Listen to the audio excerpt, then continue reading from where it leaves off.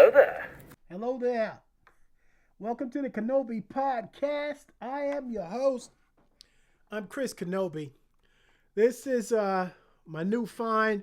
This is the helmet from the Clone Wars Mandalorian Kenobi. Obi-Wan used to be a Mandalorian for a short period of time. I just got this. Wanted to show it to you. I just didn't name this thing Kenobi for nothing. And this baby right here, this is called the Desert Wanderer. This here is the lightsaber from A New Hope when we met Luke and Leia and Hans and Chewbacca.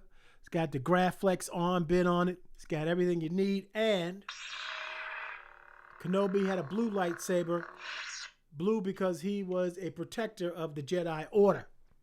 So again, I just wanted to show you a little bit about me and why I named it what I did. But now I want to talk about something serious. And so I want to take a second, and before I do, I want you to think about a couple of things. One, like, subscribe, comment. Leave me a comment. Let me know if this is something that is speaking to you, if this podcast is something that you're benefiting from, if the items and issues that we raised is something that has also done something to change maybe your perspective on, or your beliefs, or your point of view on a certain topic that we've covered. And also let me know if you're pushing this on, if you're sharing it. So like, subscribe, comment, and share. Okay, the second thing is I want you to, before I get into this, I want you guys to take a second and think about someone in your life that you haven't spoken to in a long time, someone that maybe you've neglected, someone that you've taken for granted, someone that you haven't seen. And I would like to ask you to use the next couple of weeks and during this holy season to reconnect with your loved ones, reconnect with those people in your life that you haven't spoken to, that you haven't been in touch with. It's a time for renewal. It's a time to forgive. It's a time to be forgiven. It's a time to ask for forgiveness. It's a time to receive forgiveness. And so that being said, now let me talk to you about somebody that's really important to me. I have a woman that's really important in my life. She's been in my life all of my life. When I couldn't take care of myself, she took care of me. When I couldn't care for myself, she cared for me. When I couldn't find the encouragement to believe in myself, she believed in me. She told me that I was good enough. She told me I was just like everybody else. It didn't matter what color I was. She told me I can live anywhere I wanted to as long as I work hard enough. She told me there were good white people and bad white people, and good black people and bad black people. She taught me how to look at everyone the same, on their character, not their skin tone. She told me I can get the same job, and I shouldn't have to work as hard as someone else. Work harder than someone else of a different color. But I've taken her for granted over the years. I haven't been talking to her a lot. I haven't remembered all the things that she's done for me. I've taken her for granted. I now look at my life. I look back on my life and I see her all the time there. I see her caring nature. I see her protective nature. I see her encouragement.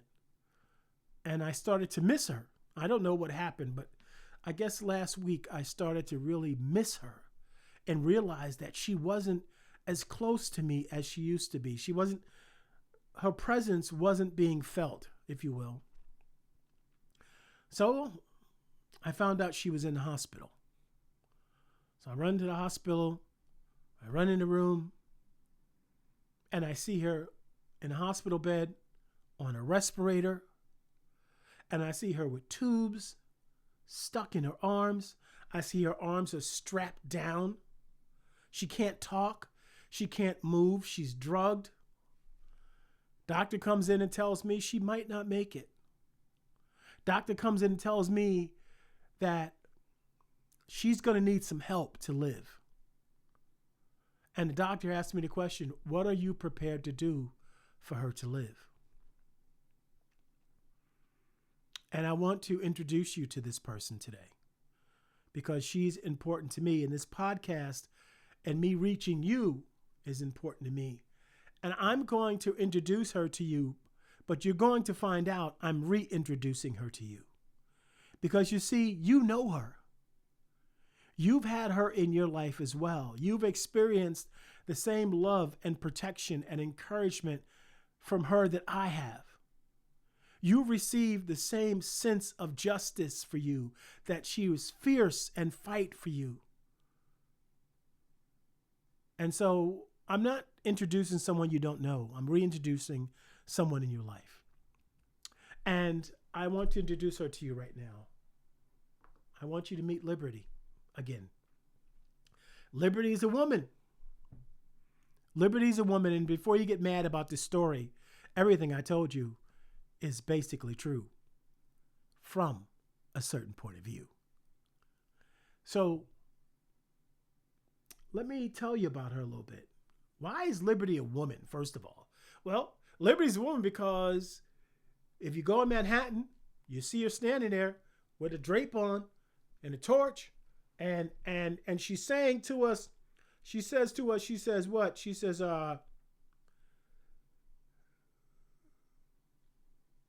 give me your tired, your poor, your huddled masses yearning to breathe free, the wretched refuse of your teeming shore. Why do they call it Liberty a woman? Because it says it emphasizes the statue's feminine attributes because of the fierceness of woman, the protective nature of woman, the nurturing nature of women, the fierceness. It's also derived from Libertas, the goddess of freedom, widely worshipped in ancient Rome, especially among emancipated slaves. So that's a little history on Lady Liberty. But I like the term to look at her as a woman because she is nurturing. A woman is protective. She is fiercely protective. Mama Bear will fight, will die for you. She will do anything for you to protect you. She is your encourager. Your mom will always tell you, even the women in your life, you can do it. When no one else believes in you, those women in your life will prop you up and tell you to get out there and do it. Your sister, your mom, your auntie, all of these women are just different because they're caring, they're fierce, they're protective, they're encouraging, they're selfless, and they will do anything for you. They want your best. And that's what Liberty wants. Liberty wants our best. So let's look at who she is today quickly. And let's look at what she stands for, because I want you to see her. I want you to understand who she is. I want you to get it in your mind who she is. Now listen. Liberty is the state of being free within society from oppressive restrictions imposed by authority on one's way of life, behavior, or political views. I'll say it again. Liberty is the state of being free. This is what that lady represents. Your freedom from within society from oppressive restrictions imposed by those in authority in a society on your way of life, on your behavior, or on your political views. That's who Liberty is. And we have changed her meaning. We have drugged her up and tried to get her to be something that she's not.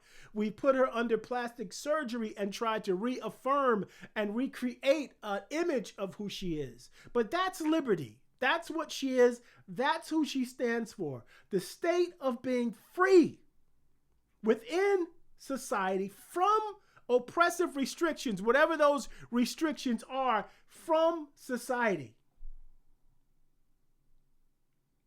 Okay? Imposed by authority on your way of life, behavior, or political views. So here's the deal. You see, and look at the news right now, we can see that with the legislation and all the things that we have, and I know that some of us have different political views, right?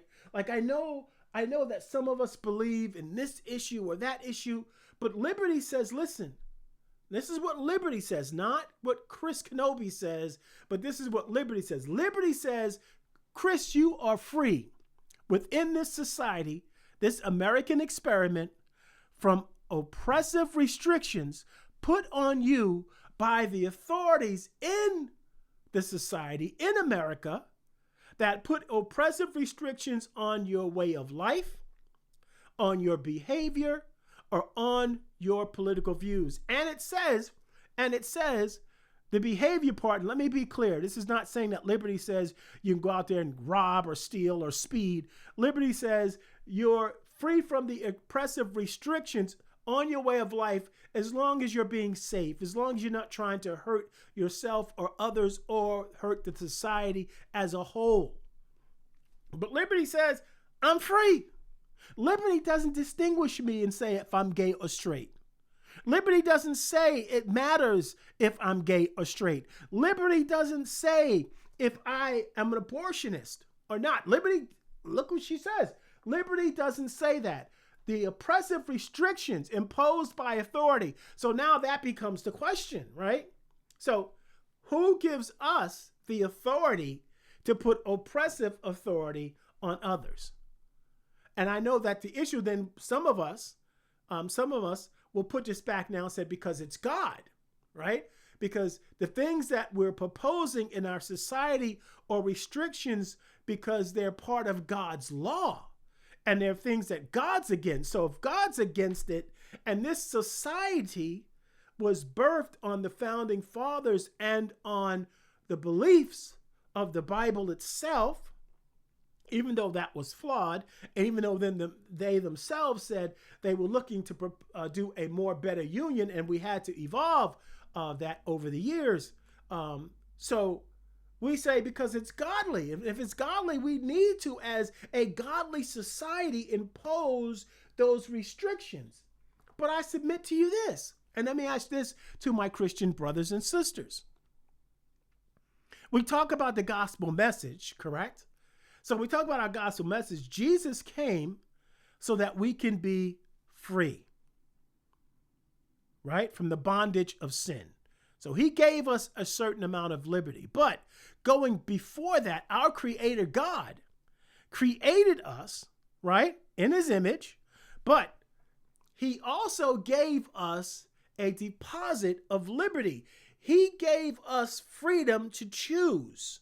He gave us free will. He gave me free will to choose my behaviors, my way of life, and my political views. Now, all three of those things may be against the word of God, and they may be against God's will for my life. I understand that. And it may very well be against God's purpose for my life. However, God still gave me the liberty to choose my own path. Now, if I'm choosing a path that's against the will of God, the word of God, God's purpose for my life, then I'm going to have to answer to God at some point.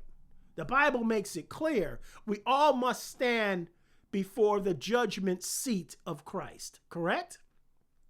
So my thing is, if God is saying, I've given you laws to obey, I've given you my word to follow, I've given you my heart to know what my purpose is for your life, but I've also given you free will to choose your own behaviors, even if they're against what I would want for you, your own way of life, even if it's not what I want for you, or your own political views, even if they're against my views on life itself. So God is saying, I've given you liberty to choose those things, right, wrong, or indifferent.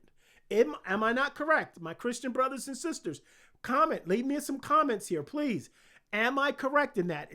That's my view of what the gospel is, and that's my view of how God created us all to be, right? So if I'm right, and if God's given me this free will to choose and this liberty, right, then I can choose my own path. Liberty says I'm going to shore up or dovetail what Creator God says, because I'm saying that you are free within society from oppressive restrictions, from the authority in society against your way of life, political views, right, and behavior. So if God is saying, even if you're wrong, I'm giving you the liberty to choose your own way of life, your own behaviors, and your own political views, even if they're against mine, and even if they're so against mine that one day you and I are going to have to talk, and it may not be a talk that you like if you're making these choices.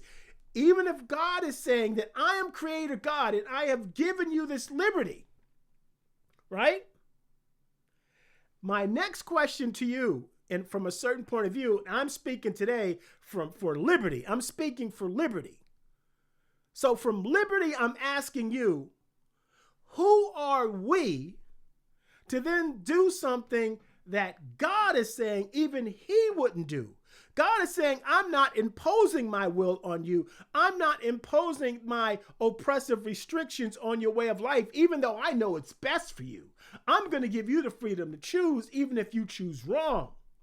But yet and still now, right, we seem to have created, or is it possible that you have created a liberty in your own mind because your liberty somehow says, and let me paraphrase, hey, God, listen, I know this is what you want for these people.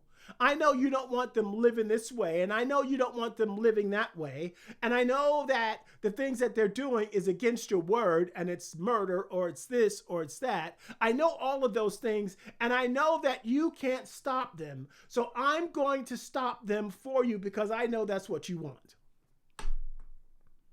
And somehow, maybe we do believe that it's what God wants.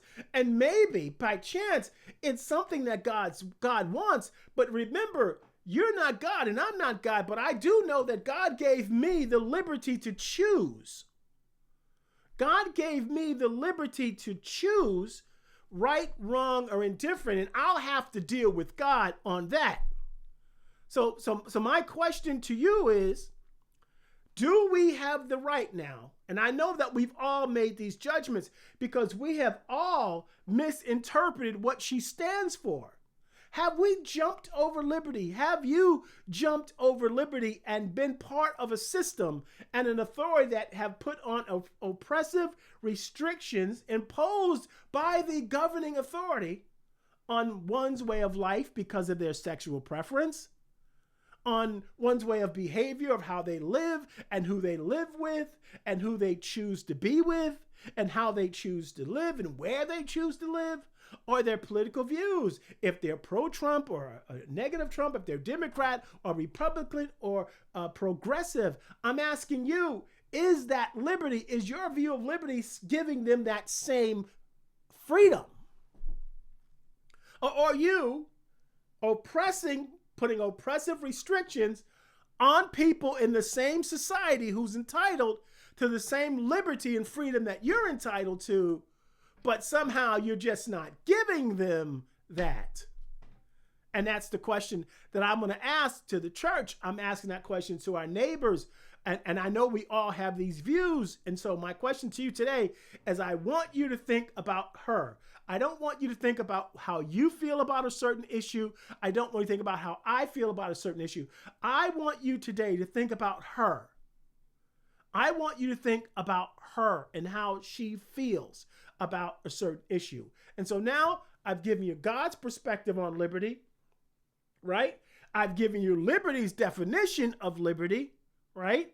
So now I'm going to ask you something else. Now, we are all in this society. We're all in America, and we're all Americans, right? And so if you're an American, I know that if you're my age or younger, even no matter how old you are, you've all done something where liberty is concerned. You may have been at a football game or a basketball game or a baseball game.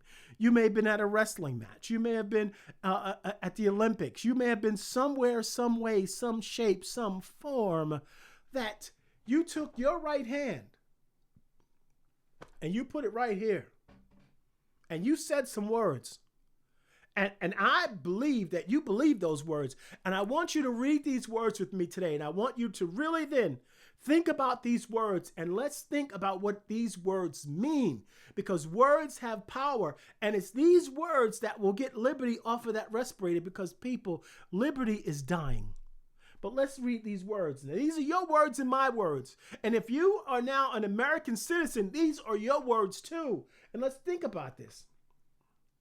I pledge allegiance to the flag of the United States of America and to the republic for which it stands, one nation, under God, indivisible, with liberty, full stop, Stop right there, people.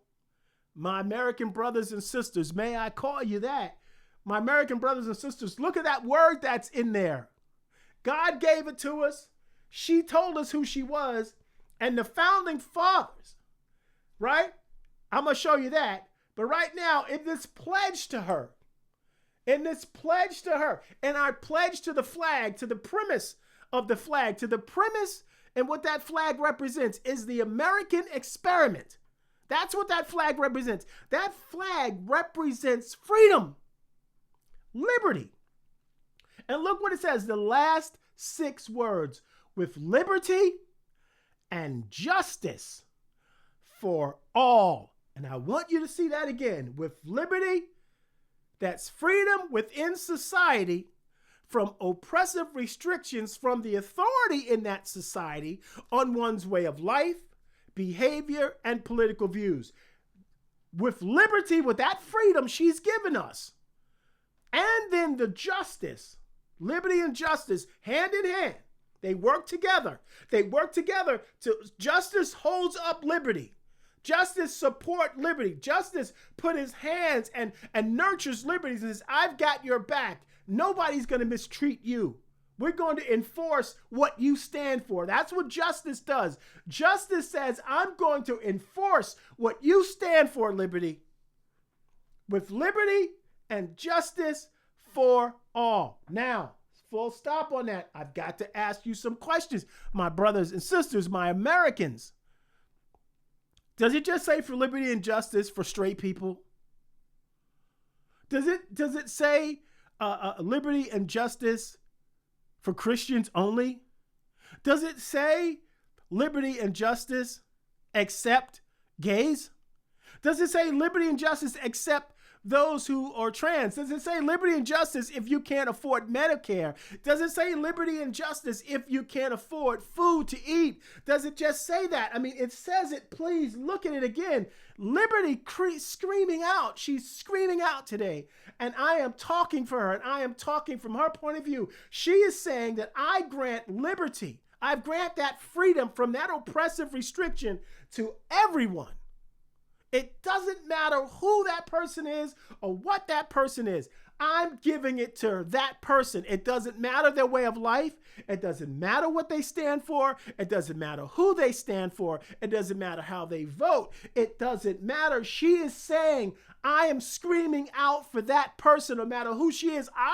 Liberty, I am the woman. I will defend that person. I will stand up for that person. And if I can't do it by reminding you all who I am, I will get justice for that person. I will get justice to speak up and make sure that person is not under those oppressive restrictions. That's what liberty says. And justice says, I will support liberty. Justice doesn't support a person. Justice doesn't support an ideology. Justice supports liberty. It doesn't matter what you think about it. Your view of justice it doesn't matter. Justice supports liberty. Unless your view of justice will support liberty for everybody from those oppressive restrictions, then I submit to you, my fellow Americans, perhaps you haven't really gotten the point of the pledge. Because that's what she says. That's what you bought into. That's what I bought into. That's what, whether I am here because of slavery or not, I am here. Whether people have been brought here or people have come here on their free will, it doesn't matter. We are all now part of this American experiment. And that American experiment says to me, I have the same liberties you have. It doesn't matter if I'm gay or straight. It doesn't matter. It doesn't matter if I'm an adulterer. It doesn't matter if I'm a cheater. If it doesn't matter who I am, you cannot enforce your will upon me, because liberty says that's not the way she operates. We've gotten far from liberty. Think about it. How far have we gotten from liberty? Look in the news. Look at your neighbors. Look at what's happening.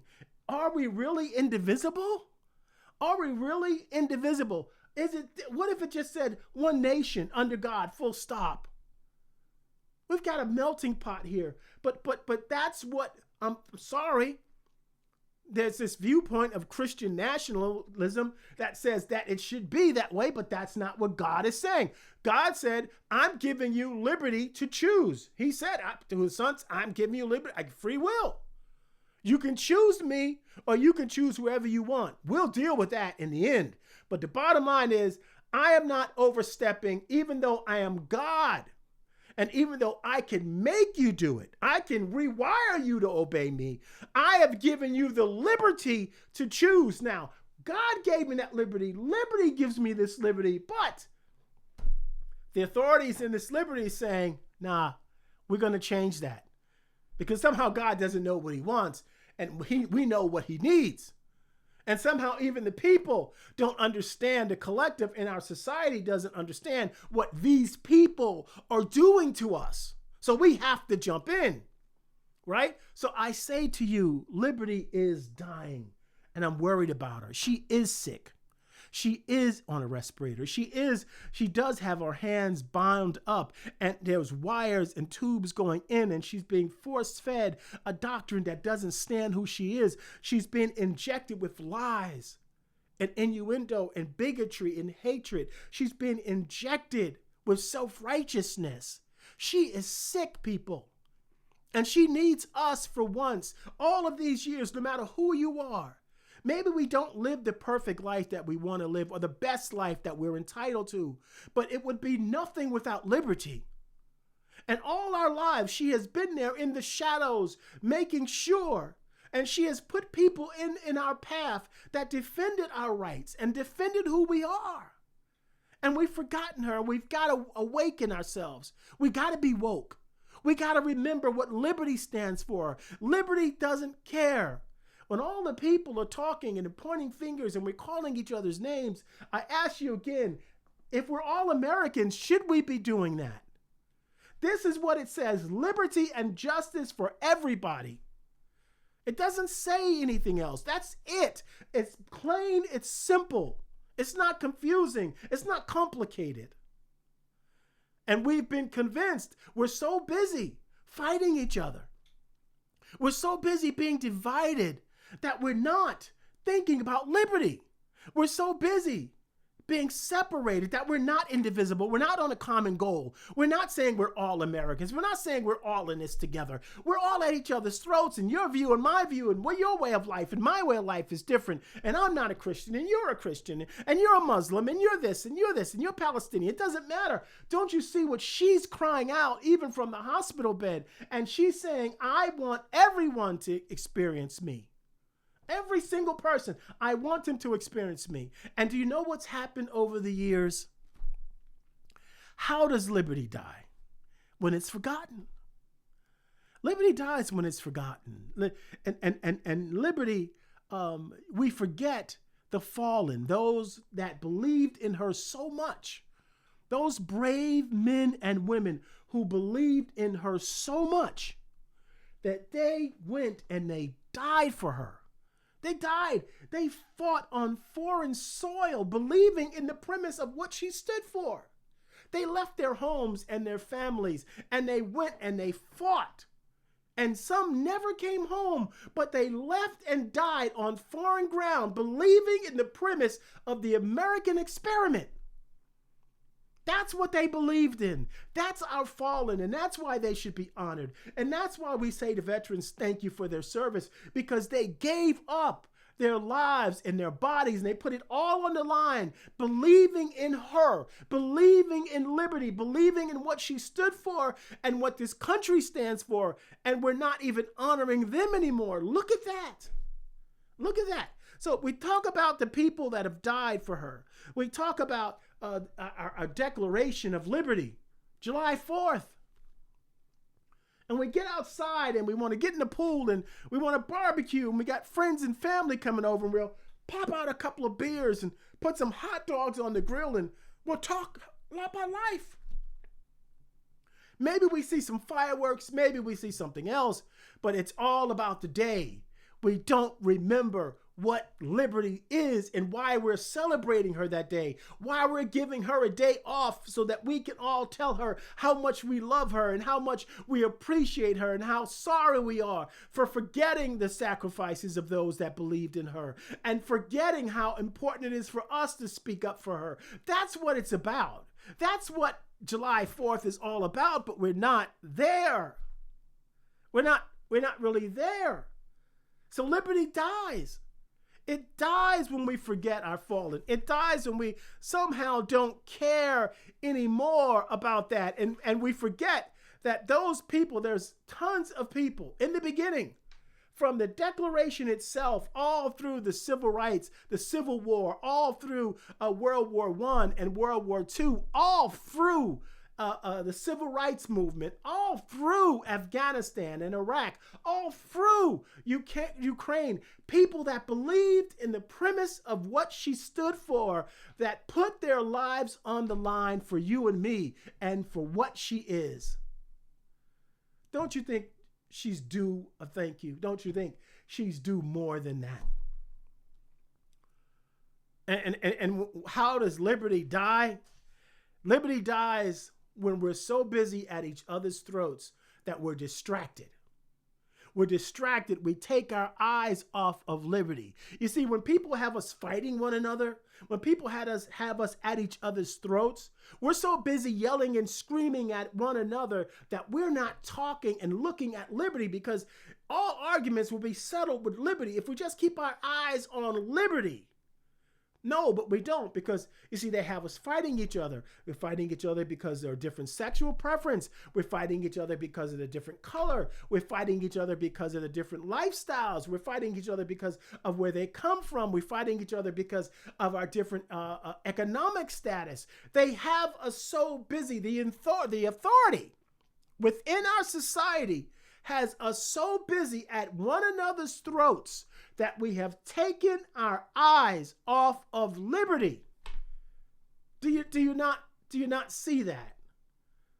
I'm just asking, do you not see that? Do you not know that that's what's happening? Do you not see that that's what's happening? And so liberty dies, and we forget all the people that came and gone, and on the backs of whom you stand because of liberty. I want to talk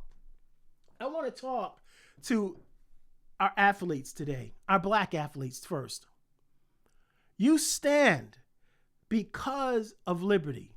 You make hundreds of millions of dollars because another generation of athletes that didn't make a percentage of what you have, and they went through their own personal hells to get just to be acknowledged as an athlete. You're standing on their backs because they believed in liberty. Jackie Robinson, Babe Ruth, Muhammad Ali, Sammy Davis Jr., Sidney Poitier, all of these people went through an experience, and they kept fighting because they believed that liberty kept saying, you can do it. You can fight. You can fight. You can entertain, you can dance, you can sing just as good as everybody else. Don't let anyone stop you. Don't let anyone tell you you're not good enough because of your color of your skin. And so they believed, and now you athletes, you stand on their backs. I have to call you all on this. You stand on their backs and you enjoy the very liberty that they provided and she provided, but you don't care about the ones that are still struggling. You have forgotten because somehow you know that as powerful as you is and as much money as you have, no one will affect your way of life. No one will affect your behavior, and no one can affect your political views. It doesn't matter because now you have arrived. But you arrived by leaving liberty. Don't you see that? You've arrived by leaving liberty. And that goes for the same other entertainers, white. It doesn't matter. You've all made an amount of success because of the freedom that liberty gave you to be who you wanted to be, because God gave you the liberty to choose your own path. And so you use the gifts and stuff that he gave you and your own level of training to become who you wanted to be. But somehow you forgot liberty. You forgot what she is, and you forgot what she stood for. And so Liberty is only good for me spending $60 to come to see you play, or to see your concert, or to buy your sneakers, or to buy your shoes or your jersey. But somehow you don't even care about those that are still trying to get out and to be liberated. How dare you? How dare you? How dare you? It's not right. And so you don't get it. And so that's how liberty dies. And liberty dies with people giving their lives for her. Do you see what's happening to our veterans today? 60,000 veterans let go? Liberty and justice for all veterans? Do you not get upset about that? These people believed in liberty. Some of them have amputated. Some of them have mental issues. Some of them have emotional issues, PTSD. But yet they believed in the premise of the American experiment enough to go and fight and come home only to be victimized, only to be marginalized, only to be said, we're going to send you home. We're going to take away your job. We're going to take away food from your table because you just don't matter anymore. That's not what they believed in. We should be giving them more than that, and we should be fighting for them for that. And so let's talk about a little bit about this thing called the Declaration of Independence. Let's talk about it, because I think that so many people in our Congress start out talking about this, and they talk about the Constitution, the Constitution. My conservative brothers and sisters talk about the Constitution. My Democratic brothers and sisters talk about the Constitution. And we listen to the voices telling us about the Constitution, but we never take the time to dig in it ourselves. That's why school was important back in those days. They made us read these things. They made us remember these things. And now we're in a situation where the liberty to read, the liberty to learn our history, the liberty to understand our difficult union is being taken away. And it's being taken away by laws and legislation every day. And you know that. But I ask you today, I want you to look at this from liberty's standpoint. Don't look at me as woke. Don't look at me as someone just whining. Don't look at that. I want you to look at liberty in the face, and I want you to see what she wants. I want you to see what liberty says. And let me tell you a little bit about this Declaration of Independence. Let's read it together. A couple of places here. It says, we hold these truths to be self-evident, that all men are created equal, that they are endowed by their Creator with certain unalienable rights, that among these are this. And this, again, you see that it's this word is interwoven in who we are as Americans. You can't get away from her. You see, liberty is everywhere. You can't run from liberty. Look where she's at. She's saying right now, she says, we hold these truths to be self-evident, that all men are created equal, that they are endowed by their Creator with certain unalienable rights, that among these are life, liberty. There she is right there. She's right there. She's right there, guys. She's right there, right in our Declaration. And the pursuit of happiness. That's what she says. That's given to all of us. It doesn't pick or choose who gets it. It says that we are all created equal with the right and the liberty to choose who we are and where we go and what we do and what our behaviors are. It doesn't matter if you don't like them. It doesn't matter if you say that they're not Christian or they're not Muslim. It doesn't matter your viewpoint. It doesn't matter your spirituality. It doesn't matter about your morality. She says that everyone is equal, right? God says, I made you all, but I gave you liberty to choose my way or your way. And liberty says, that's who I am. And when we formed this country, this government, this place, that's what they put in here. Now watch, because liberty can be taken away and it's made sick by people threatening her, by people trying to hurt her, by people somehow getting us to forget just how important she is, and that liberty is worth always nurturing. We all must give back to liberty. We all must fight for her. We all must challenge ourselves to be better for her. But look what it says, that whenever any form of government becomes destructive of these ends of life, liberty, and pursuit of happiness, it is the right of the people to alter or to abolish it, and to institute new government, laying its foundation on such principles and organizing its powers in such form as to them shall seem most likely to affect their safety and their happiness. In other words, if there is a government somehow that is now going against what she stands for, if there is a government right now that is going against what she's crying out for, what people died for her for and bled for her for, who went to foreign soils for her for, if there is a government that's doing something contrary to being free within society from oppressive restrictions in society by the authority in society on my way of life, my behavior, or my political views, well, then that government, it says right here, to what end it is the right of the people to alter or to abolish it and to institute new government. That's what it says. And I'll keep going because this is factual data.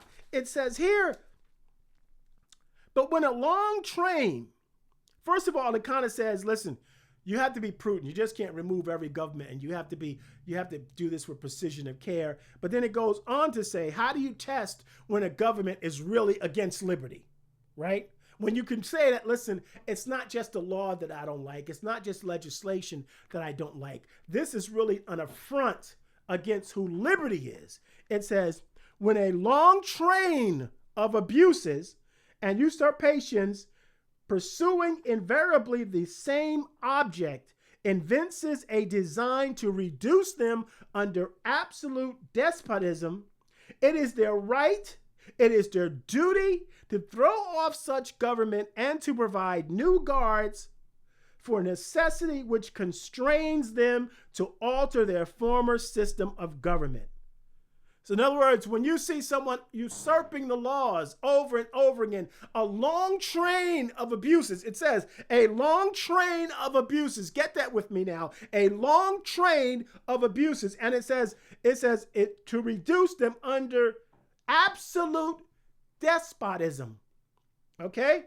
It's our duty. And then they go and they say, I'm going to tell, we can't remind. See, history must be remembered. It says, we're going to write in our declaration to always remind us why we formed and why we left Britain, right? It says, the history of the present King of Britain is a history of repeated injuries and usurpations, all having in direct object the establishment of an absolute tyranny over these states. So the King of Britain continued to break law after law, to abuse liberty over and over and over again, to the point where they said, we want to branch out. We want to separate ourselves from Britain. We want to do our own thing. That's how it happened, because there was a long train of abuses. And then it goes on to say, right? To prove this, let facts be submitted to a candid world. In other words, we're going to write down some of the things that happened to us so that history will cry out for justice when it sees that someone is doing the same things, starting down the same path of despotism, the same way that someone's trying to become a tyrant. Then I want you to see it in our declaration so that when liberty dies, you can't say you weren't told. See, the forefathers put this in to protect liberty, to protect us by protecting liberty. And it says now, I'm coming with receipts to prove this. Let facts be submitted to a candid world. Okay? And so the first thing it says about the King of Britain, he refused his assent to laws, the most wholesome and necessary for the public good. So doesn't matter if the laws and the legislature is good for us all. No, right now it doesn't matter. It matters if they're good for Elon Musk. It matters if they're good for the billionaires. It doesn't matter for all of us that lost what little bit of savings we've had, that are paying high prices for groceries and everything else because of these tariffs. It doesn't matter. Right now, he has refused to assent to laws, the most wholesome and necessary for the public good. I ask you right now, my brothers and sisters, have you seen laws that are wholesome and necessary for the public good? Leave me a comment. I dare you to. I want a dialogue. I'm speaking for liberty. Let me tell you what else it does here. It says, and there's a whole list of them, but I'm pointing out what's happening right now. So that was one that's happening right now. The King of Britain has refused to pass other laws for the accommodations of large districts of people, unless those people would relinquish the right of representation in the legislature, a right inestimable to them and formidable to tyrants only. In other words, I'm going to give you what you need if you promise to do what I say. I'm going to bend you to my will, and it doesn't matter. I'm not going to pass this for you, because until you submit to my authority, not to liberty, it doesn't matter if it's liberating me or not. I'm not speaking for liberty. I'm doing this for me. It says right there, a right to them and formidable to tyrants only. It says the King of Britain, he has obstructed the administration of justice by refusing his assent to laws for establishing judiciary powers. Now, come on, people. I've got to call you on this. I've got to call you on this. You see what's happening. We don't have 3 branches of government anymore. And you know that. And I don't care who you are. We do not have 3 branches of government. Okay? The Department of Justice is corrupt. It's being run corruptly. It is bypassing laws and basic issues of fairness. It's executing the will of the king. It's executing the will of the King of Britain. It's executing our king. No matter what he wants. We're taking law firms to court. We're telling law firms you can't come in a government building unless you sign a deal to give me $40 million, $50 million in legal expenses. And I ask you a question. Who's benefiting from those legal expenses? You're not. I'm not. Those in jail are not. Those falsely accused are not. Those that are taken out of this country that were Americans by mistake are not benefiting from the $40 and $50 million deals that these law firms had to do, because it's all about the tyrant. You see it right here. I'm giving you facts. These are the facts. This is our declaration. This is by what we believe. It says, he has made judges dependent on his will alone for the tenure of their offices and the amount of payment of their salaries. The Supreme Court is corrupt. You've seen Clarence Thomas and all the corruption and all the money, dark money that he gets. You've seen Brett Kavanaugh and how that was swept under the rug. You've seen it. You've seen it. All of them, though they've been stacked. The courts have been stacked. Even the judicial system has been stacked against law and order. It's not looking for liberty. It's not looking for fairness and justice. You know it. I know it. It's the truth. He has erected a multitude of, listen to this one. He has erected a multitude of new offices and sent hither swarms of officers to harass our people and eat out of their substance. I'm sorry. You know what that is, and I know what that is. That's called Doge.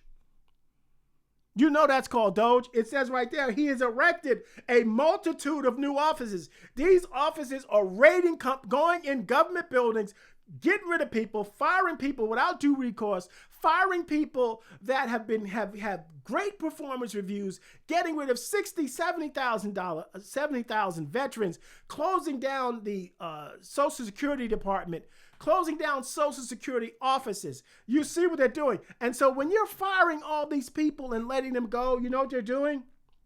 You're harassing our people and you're eating out of their substance. Elon, may I call you that? You're eating out of the substance of those veterans, of those people in Social Security offices and the other offices. And Linda McMahon, Linda, may I call you that? You're shutting down the Board of Education. You're eating out of the substance. All those people that you're firing, you're taking their money and their salaries, eating out of their substance for what? For a tax cut. Come on. It's right here. It's right here. It says, he has kept among us in times of peace, standing armies without the consent of our legislator. He has combined with others to subject us to a jurisdiction foreign to our Constitution and unacknowledged by our laws, giving his assent to those acts of pretended legislation. How many executive orders have our president done since a couple of months ago? How many? Everything's executive order. Every single thing is executive order. There's no going through Congress or the House. There's nothing being approved. There's nothing being turned into law. He's got a Republican House and Senate, and yet he can't govern without sending out fiats. Everything is, and he's saying it's because it's acts of pretended legislation. So you're going to pretend that you're closing down the Smithsonian for my good. You're taking away my history. You're shutting down the Board of Education. You're cutting food stamps. All of this is pretended legislation, but it has not been legislated because it has not been put through the House and the Senate.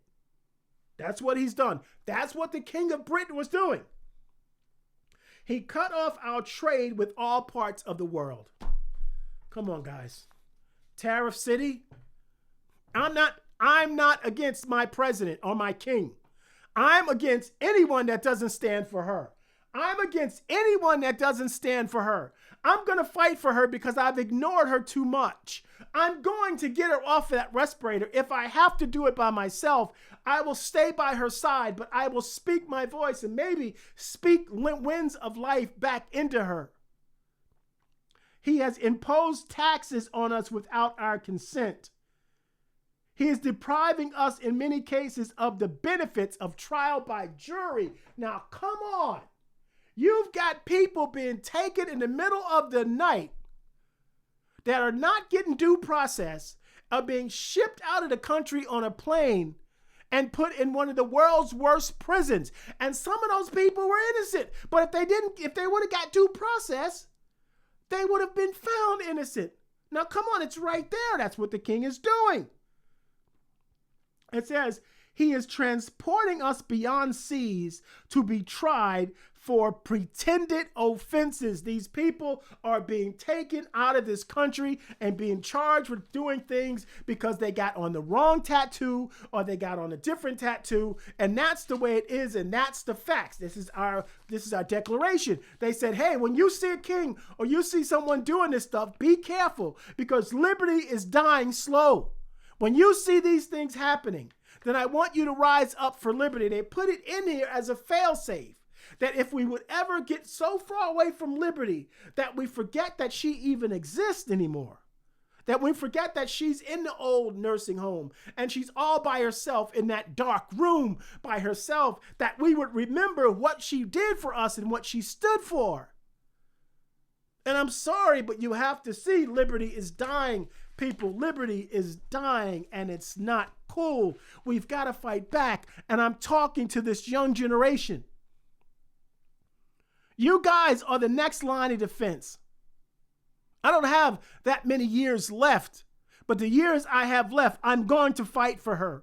But you guys have ignored her. You have taken advantage of the very liberty that she's given you. You're so into your lives and your music and your cars and your girls and your guys and your futures that you've forgotten that all of that's been provided for you by her.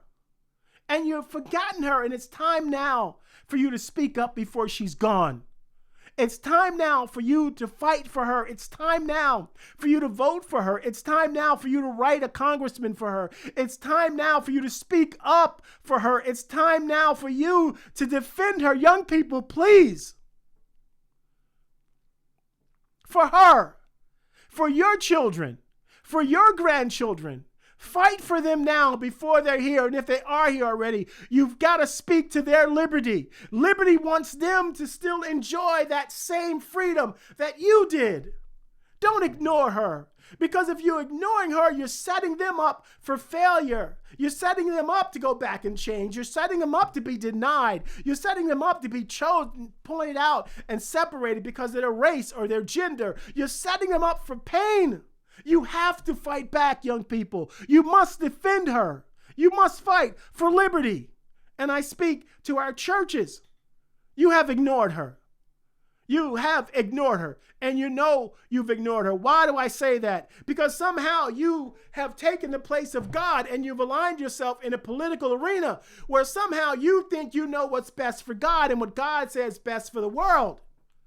And so you're making these decisions and you're laboring people. And that is not the gospel of Jesus Christ. That is not what he is. He did not ever say that you can take a Bible and smash somebody over the head and beat it and shove it down their throats and make them say, oh, hallelujah, Jesus. He's not that way. But you have taken on this guise that you're going to be the Lord's executioner. And you're separating people. And it's divisive. And it's not of God. And you, the church, should be in the middle. You should be the one that's saying, we're going to keep the peace. We're going to speak to both sides. And we're going to hold it true that everybody's created equal. God created us all with one thing that we all have. We all may be different colors, different races, different genders, but God gave us all liberty. And you're not fighting for all people. You're fighting for our people. You're fighting in the form and maybe the pretense of some type of Christian nationalism that you believe somehow God wants that God somehow wants to over-impress himself and put oppressive restrictions on people because they're not Christian. That's not the gospel of Jesus Christ. That is not. And so I'm asking you now to reaffirm your love and your support to her. I'm asking you to go back in that hospital room and say to your congregants, we have let her down. We must stand up for her. It doesn't matter what we believe. It doesn't matter. Yes, if something is contrary to God's word, we'll have to settle it. The people will have to deal with it. But we're going to defend God's liberty. God gave us liberty, and it's the church's responsibility to defend God's gift of liberty, not to squash God's gift of liberty. It's not cool. And that's why the churches are empty, because people feel like that we're trying to squash them with oppressive restrictions. We're losing the message of what the gospel is. It's a message of freedom. It's a message of love. It's a message of support and companionship. It's a message of God coming and dying and rising and ascending and returning for us out of love. It's a message that says, I died so you can be free. Not I died so you can be oppressed. You see the difference? You've gotten confused. You've confused your version of Christianity, though it may be interwoven with God's word about the issues that we so vehemently defend as Christians. But nevertheless, we are somehow omitting the freedom that God gave those people to choose. And they have to be accountable for it. You will not stand in front of God for that person that did whatever the law said they shouldn't have done.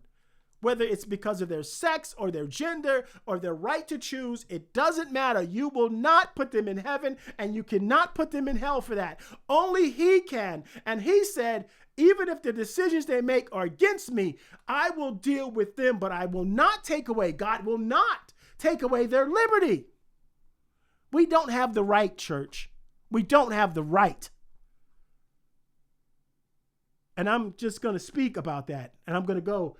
If you're dealing with something right now, if you're struggling with something, if you're hurting, if you're emotionally compromised, if you have anxiety or depression, if you're sick in your body, if you're going through anything where you feel that you're being bound up by something, something has taken away your right of joy, someone or something has taken away your right to peace, or something has taken away your right to feel whole and to be valuable.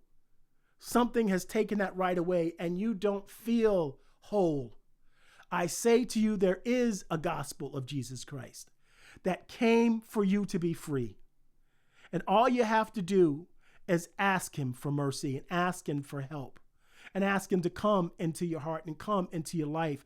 And he will free you, because who the Son sets free and who the Son gives liberty to is free indeed. And so I close this message out. I hope we all breathe life into her. I hope we resurrect her. I hope we get her out of that hospital bed and we parade her around our homes and our neighborhoods and our communities, and let liberty be our guiding light in this American experiment for a more better union. And that is from a certain point of view.